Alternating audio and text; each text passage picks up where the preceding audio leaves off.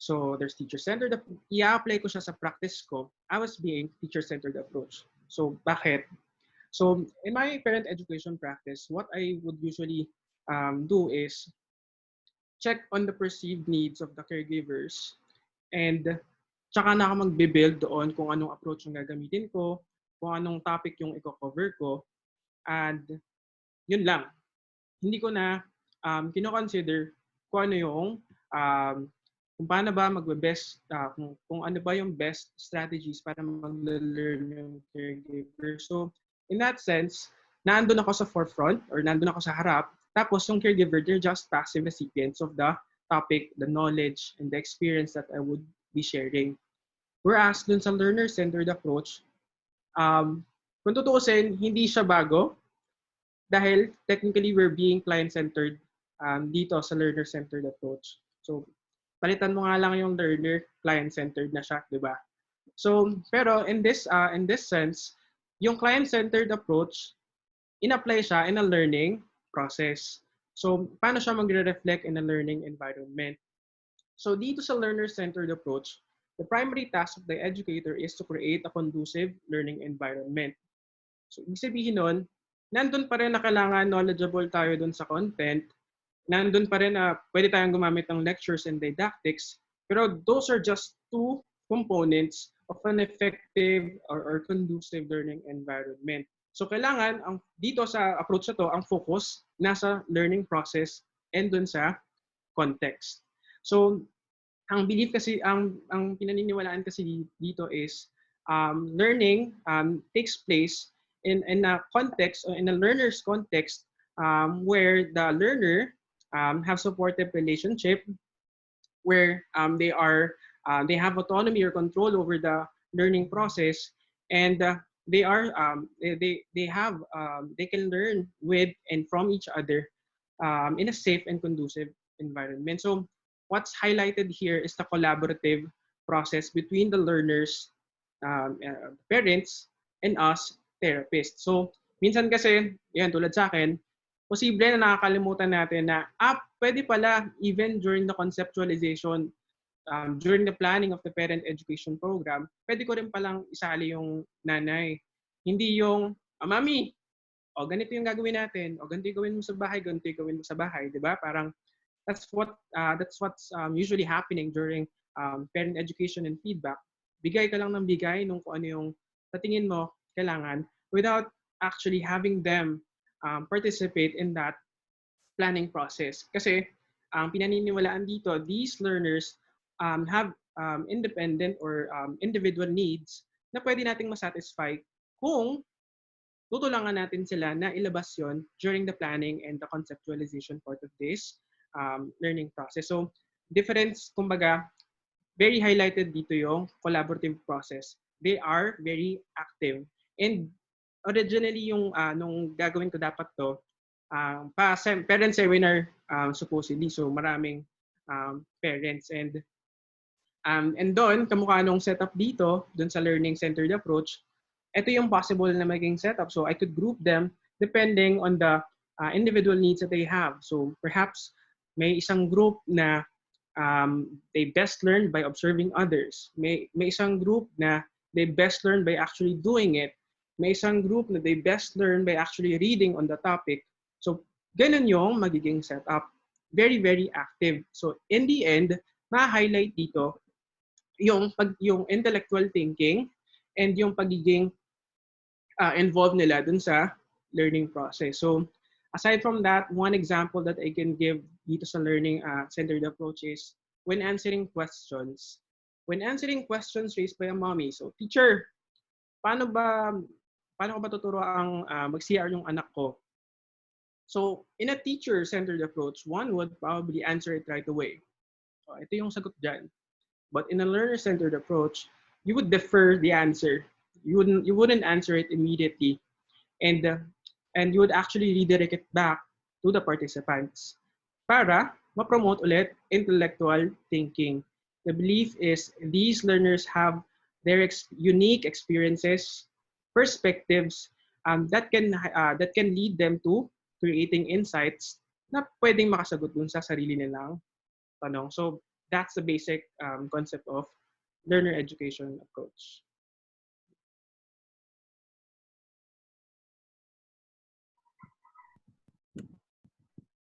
Thank you very much for that.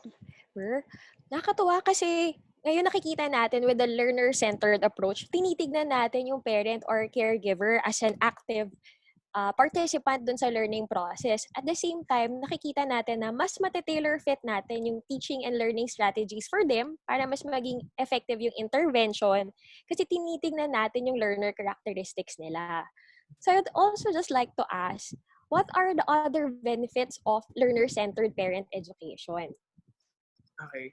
So, yan. Tama si Arden. Yan, dagdag ko lang. We are basically tailor-fitting kung ano yung ibibigay natin doon sa caregivers. And to answer your question, um, ito yung benefits of a learner-centered approach.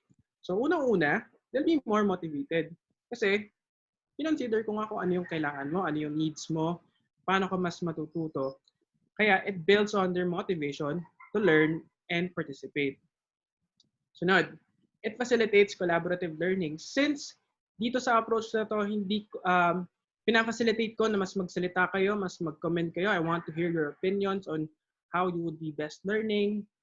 It builds on the collaborative learning na on top of that, if meron silang kasamang ibang parents, they can collaborate with each other and matututo rin sila sa isa't isa. And aside from that, it encourages learners to be proactive. So basically, this is the opposite of being a passive learner sitting on your teacher's feet. Na sila yung magkakaroon ng need and ng motivation to actually learn more. They'd have tendencies to learn better, and they will be applying these ideas longer and better dun sa daily life nila kasi nga they were able to pair it to the experiences that they already have. So may connection na nagawa agad. So may internal motivation na naganap kasi kung ikukumpara mo sa tanggap pa lang ng tanggap, sige, ito yung gagawin versus ito yung nakita kong gagawin kasi ito yung kailangan ng anak ko. Ito yung nakikita kong gusto ko pang matutunan at binigyan mo siya ng chance na matuto pa through this learning process, mas maaalala niyang gawin yung tinuro mong concept. So it builds on one, motivation, and two, them being proactive learners talaga. Okay, so indeed, learner-centered parent education has a lot of benefits. So same as what Bernard mentioned, it facilitates collaboration, it facilitates the parents being proactive. And I think that is very important, especially now that we are utilizing telehealth, wherein the entirety of the session, it would really be the parent carrying all the strategies, all the techniques that we could tell them or we could prompt them. So our viewers right now, Bernard, would want to have Yes. an idea, how does a typical session run? So how much of that entire session would be allotted to your learner-centered parent education? So can you give us an Okay. idea, for example, in an hour, or maybe could be some minutes before, even after? So how does it run? Okay. So for kung paano siya nag-run, so ito siya, ginawa ko yung setup nung um, dun sa caregiver ko. Ito sa inyo.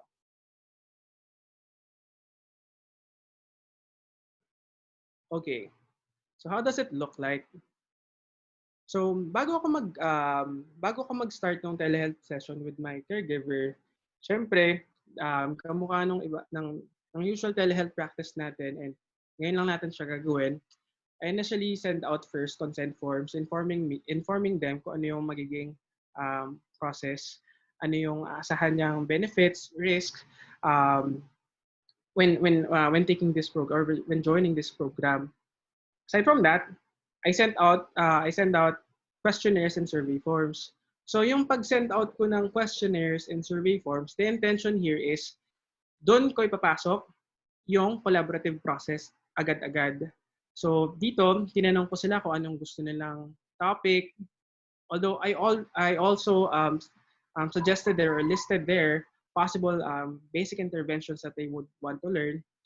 I asked them kailan o anong oras yung best time na pwede silang mag-parent education. And doon, tinanong ko rin kung ano yung technical or technological availability. So, cellphone ba, laptop ay gagamitin namin, or what? So, this happened, of course, days before the actual telehealth session. Sunod, discussion on the format and content. So, I had a follow-up conversation with the mommy, asking them kung ano yung magiging, kung ano yung gusto niyang content at kung ano yung gusto niyang maging objectives or yung goals niya during the session. So, for this one, caregiver that I had, sabi niya, gusto ko sensory integration. Gusto kong matutunan teacher yung sensory integration. Gusto ko ma-explain ko kung ano siya. Gusto ko malaman ko kung ano yung concepts na pwede kong i-apply dun sa anak ko. And higit sa lahat, gusto kong makapili ng intervention or possible activities na pwede kong ibigay based dun sa sensory integration.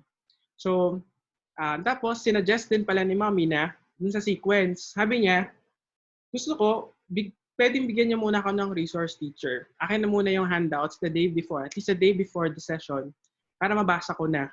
At para ma-relate ko na rin actually yung experience ko. So, dun pa lang, very proactive na yung nanay sa pag-input na, or pag sabi nung need niya na kailangan ko to ngayon, ito yung problema ko, gusto ko na talaga siyang matutunan. Tapos, and then I created the content. So, incorporating all those things that she mentioned. And sabi niya, may extra pa siyang bonus. Sabi niya, gusto niya maraming pictures. So niligyan ko maraming pictures.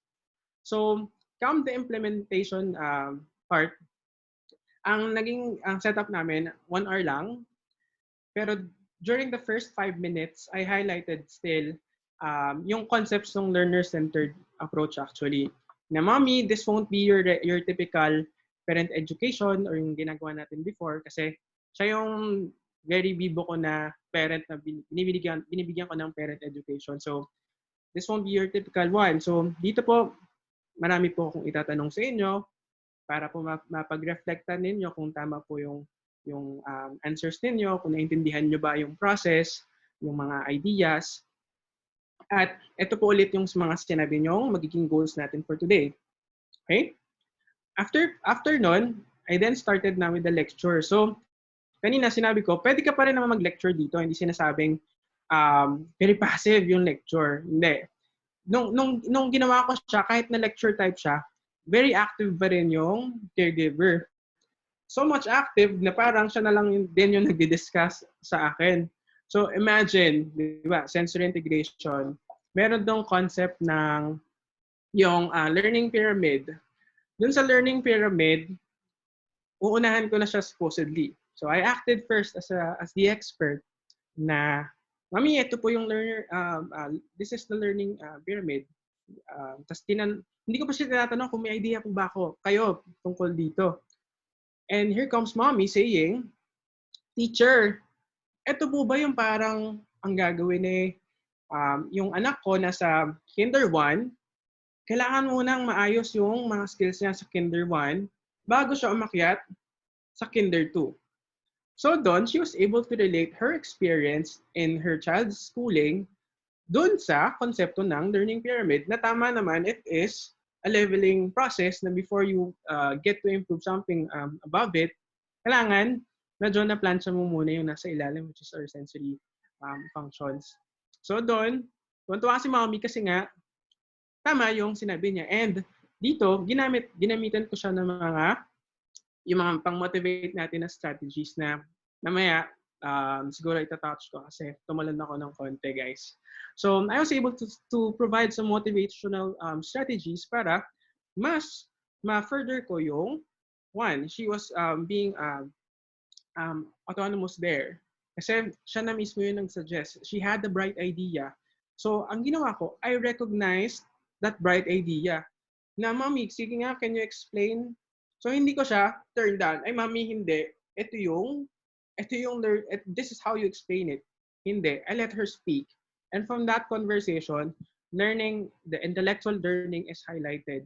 As she's learning, I was there, facilitating or fixing some insights that she's having na pwedeng mali. So tama ko lang ng konti. Pero essentially, she's being a primary contributor to the learning. Hindi lang ako yung nagsasalita, siya din yung nagsasalita. So as you went along, come the information, come the activities part, doon na mas lumabas yung need niya to actually address certain problems of her child. So doon, siya na actually yung pumili ng mga sa tingin niya ay pwedeng may apply doon sa anak niya. And doon ko nakita na ganun pala siya kahalaga na ma-recognize mo or mabigay mo sa kanya at maging part siya ng conceptualization process kasi what if the content that doesn't actually match with her needs? So dito, yun kasi yung hiningi niya sa akin during the planning part, yun yung binigay ko. Kaya ngayon, hindi pa ako nagsasalita, siya na yung gumagawa no intervention ng anak niya. And she was actually even able to relate it to the usual routine that she's having. Sabi niya, teacher, ang problema ko kasi ngayon, yung setup namin kapag nag-aaral kami ng anak ko, nakaupo lang, puro sulat-sulat lang. Pero ngayon, sabi niya, marami na akong pwedeng gawin na ilalagay ko dun sa activities namin para ma-fill in, sabi niya, para mabigay ko yung kailangan pala niya.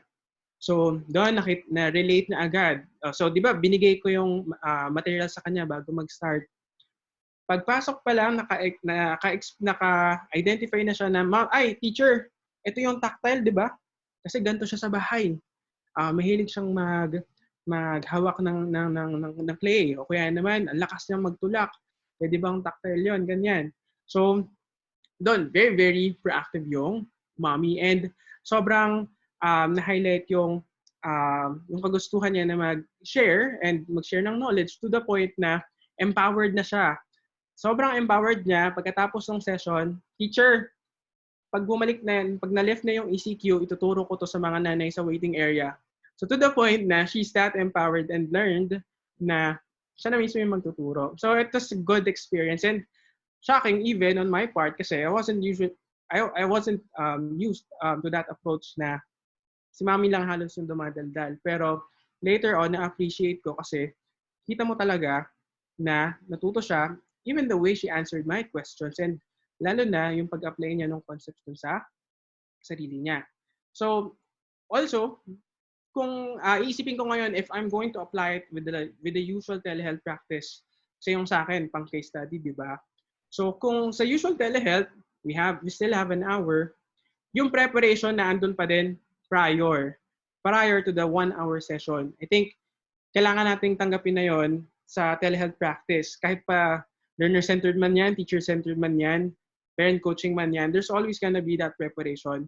Pero in that preparation, doon natin pwedeng isingit yung mga practices, yung learner-centered practices na to para ma-move natin sila inch by inch into being more productive, proactive learners doon sa telehealth session. So in terms of the distribution of time, so let's say kung 1-hour session natin, first 15 minutes, that could be devoted to parent education. For the remaining 30 minutes, pwedeng doon application. So, umaga, doon sa first 15 minutes, knowledge recall yung wino-work on yung outcome. Tapos, doon sa 30 minutes, doon nyo ipapasok yung application. And pwede nyo rin i-highlight na doon yung training tsaka yung coaching process na isisingit nyo dun sa last 10 minutes. So asking them or the caregivers reflective questions para makita natin kung para ma-assess nila themselves yung naging outcome ng session and kayo din ma-mold nyo yung answers nila or yung thought process nila para maitama pa rin natin at the end of the day. So pwede pa rin tayong maging expert. So that's how I see it. And kung mag-evolve pa siya in another parent education, ganun ulit. Babalik kayo sa umpisa, identifying the perceived needs. Tapos, you preparing it beforehand. and you conducting the session. So it's actually up to the therapist kung paano nyo yun hahatiin yung oras. Yun po. Thank you very much for sharing the process with us, Teacher Bernard. Yes. Nakatuwa makita na kung paano mo in-emphasize yung motivation at the start of this learner-centered process. Kasi most of our parents and caregivers, they're adult learners. So kapag sinart up natin, binuild up natin yung motivation nila at the start, they'll be more active participants, they'll be collaborative, and nakakatuwa nga dun sa example mo, si mommy na mismo yung nag-advocate for other parents. Yes. Although I understand in the reality, even in our on-site sessions, and lalo na ngayon sa telehealth, some parents or caregivers, they're not motivated. Mm-hmm. So how can we motivate them? How do we get them engaged in this learner-centered process? Ayun, tama naman yon. So, actually, nakita ko siya dun sa, while I was making this during the conceptualization of this study, and while habang ginagawa ko na rin siya or ina-apply ko na siya, naisip ko, paano kung yung caregiver ko, hindi kamukha nitong mommy na tinuruan ko na very proactive, very motivated. So, there are actually things that we can do. So, dito, dun sa theory na ginamit ko pala for the learner-centered practice, gumamit ako yung SDT theory.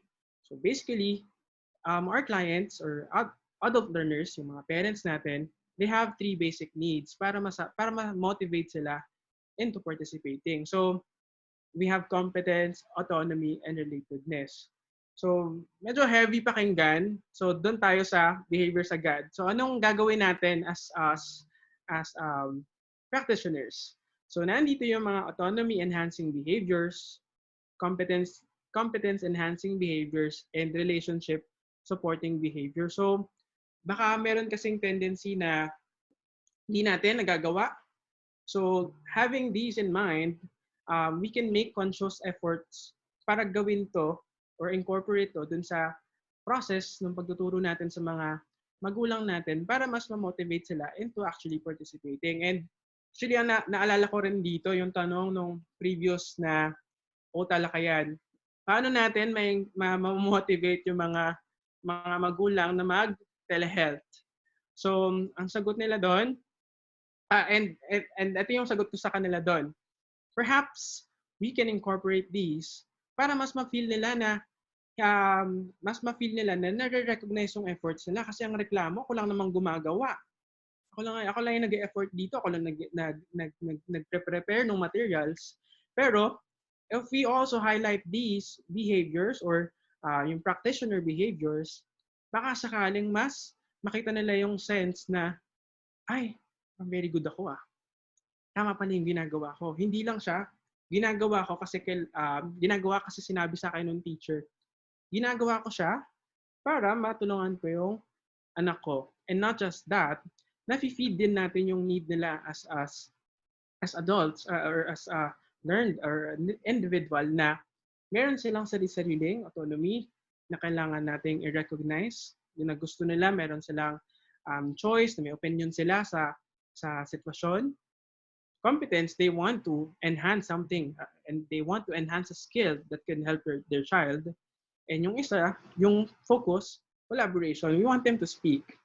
Ayaw natin na passive lang sila na individuals. So, kaya mahalaga na dun pa lang sa first session ninyo, ma-emphasize nyo na that there's gonna be a lot of collaboration that's going to take place between you and the caregivers. Para din siguro, ma-back upan nyo yung binabayad nila na bakit ganitong kamahal. Pero yun, kung tutuusin, di ba? So marami ka pang effort na ibibigay in the telehealth session. So, pero yun nga, going back to us, practitioners, we should be aware and conscious na magawa sana yung mga ganitong klaseng behaviors para mas ma-motivate natin sila to participate, to learn and participate. Aside from that, merong kanina may nagtanong, ano ba yung gagawin ko kapag hindi ganun ka-proactive? So, kasi dun sa sinabi ko kanina na experience, yung mommy, part siya ng conceptualization, ng planning, siya pumili ng topic, siya pumili ng strategies, gusto niya lectures, gusto niya pictures. Paano pag hindi siya ganong proactive? So, pwedeng, hindi ko siya i-involve sa lahat ng process. So, pwedeng, ito, let's refer to this picture. Ayan. So, dyan sa process ng adult learning procedures natin, pwedeng hindi ko siya involve dyan. So, dun kasi sa akin, in-involve ko si mami dun sa pag-plan. Ano yung gusto niyang topic. Dun sa pag-diagnose ng learner needs, ano yung gusto niyang outcomes. Dun sa pag-specify ng learner objectives na gagawin namin dun sa session. So, may mga parts na pwede kang tanggalin. Hindi naman sinabi na you'd have to apply everything agad-agad para masabi mong learner-centered ka. Hindi. So, you can use them individually or independently, and as the learning is strengthened, perhaps pwede mong dagdagan ng dagdagan hanggang sa mas maging proactive na sila doon sa learning process nila. Kasi meron naman talagang ganung magulang na gusto na lang, teacher, sige, bigay mo sa akin lahat. Ang gagawin ko, ito. Thank you. Pero meron namang magulang na, teacher, hindi gumana to, ano kaya, saan ako nagkamali? So may mga ganon. And siguro ang pinaka scale na dapat lumabas dito, yung clinical reasoning natin, yung for us to identify kung sinong parents yung mas magbe-benefit dun sa mga approaches na to. And syempre, meron din naman dun sa kabilang continuum na mas gusto yung passive. So, hindi naman kasi tayo lahat na, not all adults learn the same way. So, lalo na yung parents, lalo na iba't iba rin sila ng katayuan ngayon. May mga nag-work, may mga anak, ganyan. So, if you're going to ask them to get involved in this, baka they might take it negatively imbis na constructively na mas makakatulong pala sa learning nila. Kumbaga, mas tumagdag pa dun sa effort nila. So, yun yung mga tatansyahin nyo. And doon, then lalabas yung skills natin as therapist na magbasa nung non-verbal communicating skills ng mga magulang natin. So, kita nyo naman sa facial expressions nila if it's not a good idea, teacher. So, kailangan mag-respond tayo doon. And we should be able to recognize those cues during this learning process. And actually, in general, in the telehealth process, pag makita mo na nahihirapan na yung magulang during an approach that you show them, mag-react ka na agad. Magbigay ka na ng ibang klaseng resource, mag-change ka na ng approach. As an occupational therapist, ikaw pa na naman yung expert at the end of the day. So again, you can either motivate them and to choose your own battles. Kung ano lang yung pwede mong, sa tingin mo, pwede mong ibigay, yun lang yung ibigay mo. Pero kung hindi, respect. Diba? Respect. And kasi, sabi nga dito, you want to build a conducive and learning environment, and that comes with safety and a trusting environment. Yan po. Okay, thank you, Bernard. I think it's a good point that the principle of adult learning was emphasized. So parents, could be the caregivers, would really be able to learn if you present them with something that is relevant to them, something that will be motivating to them. I think in the process, they would really be collaborating with you. So that is an important consideration when educating adults. So maybe we could entertain certain questions right now from the audience. So I have one right here. In your telehealth sessions for parent education, you kept mentioning communicating with the parents for their inputs. How about for actual clients who are educable or who belong in the functional end? I mean, if the clients are able to participate in the decision making, what their inputs be as? Yeah, I think so. Lalo na, di ba, well, clients din naman natin, syempre, hindi lang magulang, hindi lang yung bata, kundi yung magulang. So kung yung bata din, functional siya enough to respond to our questions, pwede natin silang bigyan ng say or for us to collaborate with them during the process kasi nga sayang naman na functional sila at hindi at ignore nila yung specific needs nila. And I think we should be thankful pa nga na mas matuturuan natin sila ng mas maayos kasi nga they're able to express themselves. So, babalik lang tayo ulit dun sa kung ano lang yung sa tingin nyo kaya nila. So, you still have to evaluate if there's a fit between the demands that you're going to give them when it comes to planning and even evaluation of the outcomes. So, baka yung mga evaluation, pwede for some functional kids, but for some, they might not have the insight to actually understand that. Pero dun sa choices, kung anong activities yung pwedeng gawin, kung paano mo siya, kung anong resources yung pwede nilang makita. Teacher, gusto ko pictures. Teacher, gusto ko ng videos. I want to learn through videos. We should respond to that. Respect those. Kasi we're basically building their autonomy din. Kasi na-realize ko din actually dito sa study na to na yung learning needs natin, yung learning needs natin, it occurs in a continuum. Regardless yan kung adult man yan or hindi. So, student man yan or adult man yan.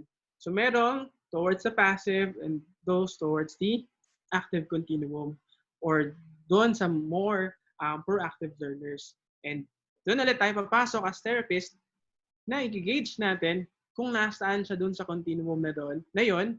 And kung sa tingin mo nandun siya sa functional, na pwede siyang maging proactive doon sa learning process, then let's not fail in actually giving that opportunity to them para mas ma-achieve mo pa yung goals na tina-target mo in the absence of the caregiver.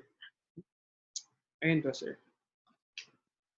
Okay, thank you. Maybe just a follow-up. And I think this scenario is not only applicable right now when we are utilizing telehealth. How about if the primary caregiver or the ones active in bringing the kids during sessions are the nannies, aunties, grandparents? So who will then be making the overall decision? Would it be the parents or would it be these caregivers who are really active in the therapy process? To whom then are you going to collaborate or who are you really going to teach if that will be the case? Okay. I think that's a very good question. Una kasi, dun sa ang intention ko dito, well, unang subjects ko dito, parents lang. So, parang assured na ako na yun talaga yung goals. Pero dito siguro, before I'd consider siguro yung mga nannies, yung aunties and grandparents, pwede siguro na I would highlight first if these are actually the perceived needs of the caregivers. Kasi hindi rin natin alam kung ano yung setup na ano ba, sila lang ba yung tigahatid but still the parents still get to do the intervention at home or yung follow-up at home. Tapos yung nannies lang ba yung magre-relay sa akin. So yun yung siguro yung gap na pwede pa nating ma-identify dito bago ko sila i-involve. Na para kumaga, kasi sino ba yung nagbabayad? 'Di ba? Magulang.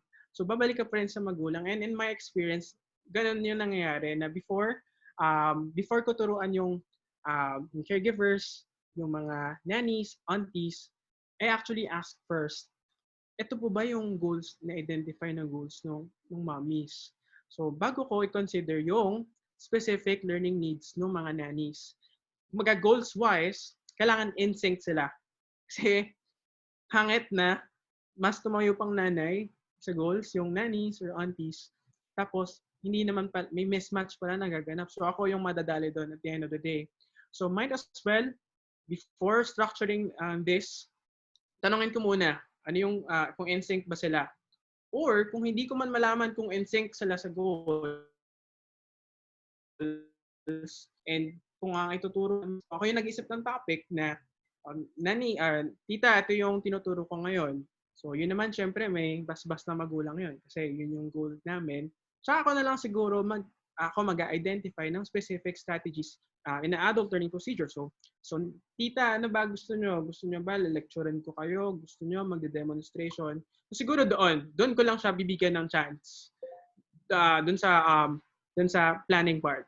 Pero doon sa topic, hindi ko siya bibigyan ng chance for that kasi I'm not sure if in sync sila ng caregiver. So, again, babalik tayo sa opportunity na pwede tayo as therapist na pumili lang kung saan lang natin siya i-involve. So, perhaps yung creative, conducive climate, yun lang yung i-build ko during the session. Enough na yun. Kahit hindi man sila yung nanay or parents nung client, that's enough already kasi wala akong matatapakang opinion ng parents na nag-handle sa kanila. So, yun siguro yung nakikita kong answers for that. So, kailangan in sync, and kailangan, and pwedeng ipili lang ako ng bits and pieces lang, pero not really dun sa mas may say dapat yung magulang. Thank you very much for clarifying on that, Bernard. I agree. Kailangan in sync yung caregivers, yung nannies, other family relatives with the goals of the parents. Kasi kahit naman hindi sa telehealth na experience natin yan sa clinics. And I appreciate how you highlighted na yung goals, involve natin yung parents ngayon. Kasi makikita din natin sa telehealth, most parents are working at home. So, ito na yung opportunity na makausap natin sila, matrain at ma-empower natin sila. As compared before na busy sila at work, kapag weekdays lang nakakasama sa therapy. So, parang may flexibility din sa schedule nila. So, we also have one more question from the audience. So, one of the audience is asking, how to ask or would you like to suggest to us some sample questions during implementation or during the implementation phase that will promote the caregiver's insight or thinking. So, paano ba natin isa-start yung discussion? Mm-hmm. Okay. Yung dun sa experience ko, so say for example, yung nanay, ang na-identify niya na problem is yung anak niya mahilig siyang okay. Ayaw niya yung ito yung nandito sa likod ng t-shirt niya. So so sabi niya, teacher, ano po bang gagawin ko doon? Ayaw niya yung tag, yung tag ng t-shirt niya. So how will I facilitate yung questioning, 'di ba? Yun yung tanong. So imbes na sabihin ko na pwede po kayong mag-try ng iba't ibang klaseng damit, pwede ko siyang ibalik doon sa topic. So mommy, ano sa tingin nyo yung nakaka-affect doon sa nakaka-affect doon sa bata? Bakit ayaw niya yung tag? Bakit muna? Can you describe why? Tapos pag may na-identify na siya, pwede ko na siyang itanong kung ano yung naiisip niyang solution. So, mommy, what do you think are the solutions then? Kung yan po yung naiisip niyong problems. So, tapos, pwede, kung given the chance that we have during the telehealth session, pwede kong, mommy, can you show me kung paano siya apply? So, dun sa process na yon, we're able to revisit yung concepts, yung recall dun sa topic. Ano kaya klaseng SI to? Anong klaseng SPD to? Sunod, na she's able to identify, ito yung pwedeng activity. Baka pwede kong palitan yung damit, yung texture ng damit. Pwede yun yung sagot niya eh. Tapos, dun sa huli, na tanong ko, she's able to apply it. So, dun ko na siya pag-reflectin pa dun sa dulo. So, mommy, what do you think? Can you describe the response of your child? So, siya na yung mag-a-assess nung naging outcome nung question niya, nung inquiry niya. And aside from that, siya halos lahat yung nag-isip ng solusyon. So, I was able to encourage problem solving. So, ito yung sinasabi ko kanina, imbes na sagutin nyo agad, you're just being practical para matapos na. Ito yung tanong, ito yung sagot. Dito, you highlight reflective questioning. You ask them to describe what's bothering them, what are they feeling, how can they relate it to a previous how can relate it to a question and what they think could be done. Tapos sa huli, papa-assess mo sa kanila. Pa-describe kung gumana ba or hindi. And kung hindi, tanong ka ulit. Babalik mo ulit sa kanya.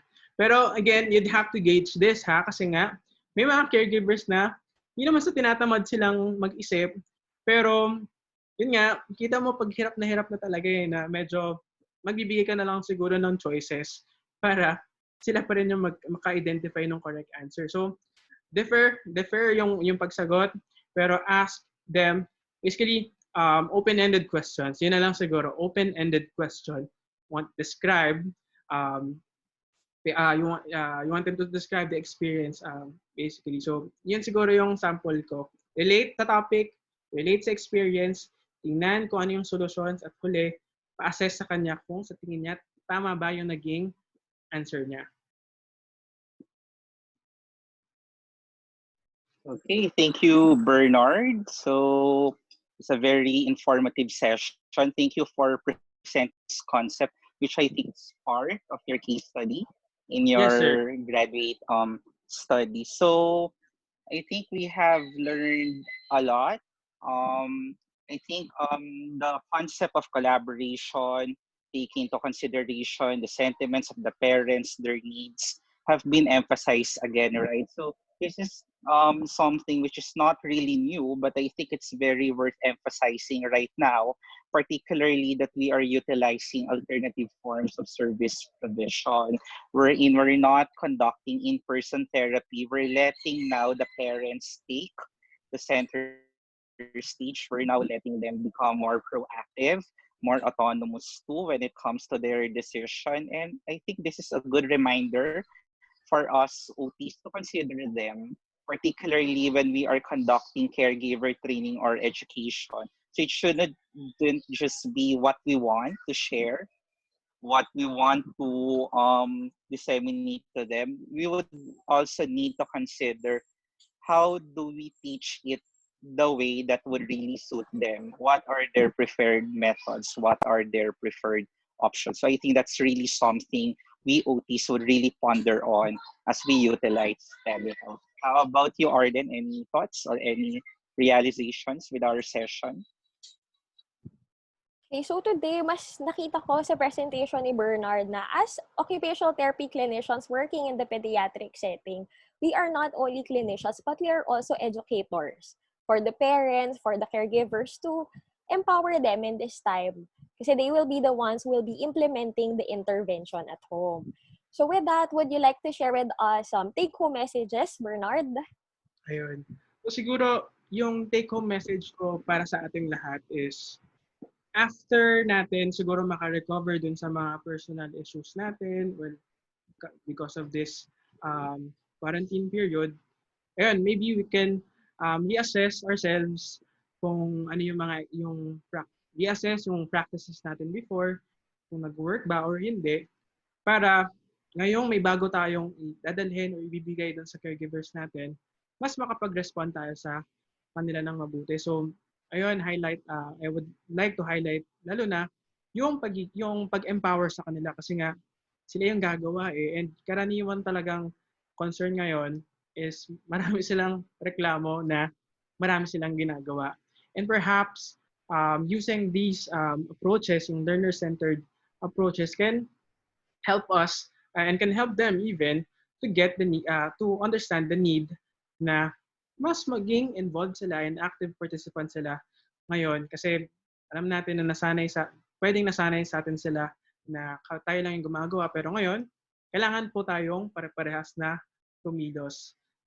So, yan, good luck po sa ating lahat and yan, maging mabuting educator tayo sa mga magulang. Yun po. Okay, Arden, maybe you could introduce to our audience the next episode of our OTalakayan this coming Thursday.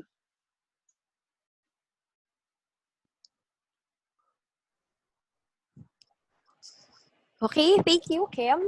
So this coming Thursday, we will have our 5th episode of OTalakayan. We'll be sharing the poster on screen. Okay, so on May 14, 2020, Thursday at 4:30 p.m., our topic will be on telehealth for children across all ages. So this is about providing services to students of different skill levels and contexts. So I hope everyone could see, the audience could see this poster on screen. So our resource person will be Ian Michiano. He is an occupational therapist from Ignite Therapy Center, and he was with us during our second OTalakayan episode. Okay, additional reminder to the audience, kindly register before May 12, 2020, 11:59 p.m. To allow us, POT, to verify your membership. And then we will be mailing you the webinar link. So that's it for Thursday. Now on Saturday, we will be having another episode and it will be all about hand therapy via telehealth. So we will be covering considerations when it comes to screening, assessment, and intervention. So we will be joined by Kathleen B. Hunter, a hand therapist in the USA, and also Cressida Bulalakaw, a hand therapist from Western Sydney Local Health District. So this will be on Saturday, May 16, 2020, but kindly pay close attention to the time. It will be at 9 a.m. Okay, so that's it for Saturday. So for registration, kindly register before May 14, 2020, 11:59 p.m. to allow us, POT, to verify your membership and email you the webinar link. So two interesting topics for Thursday and Saturday. So thank you for joining us in our fourth session for OTalakayan. We hope you have learned something. We hope that whatever you have also learned, even with the past sessions, you are now implementing it as we deliver telehealth to our clients. So